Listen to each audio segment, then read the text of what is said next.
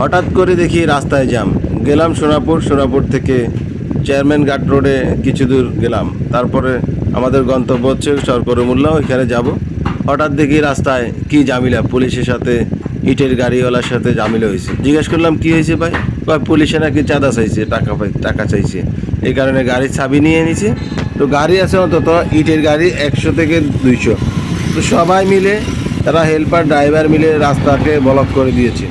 আসলে এই স্বাধীন দেশে এসেও কিন্তু আমাদের এই পুলিশের হয়রানি দেখেন, অনেকগুলো গাড়ি সব কিন্তু ইটের গাড়ি একসাথে। তো আসলে হেল্পার ড্রাইভার যখন এক হয় তখন কিন্তু রাস্তা ব্লক হয়ে যায়।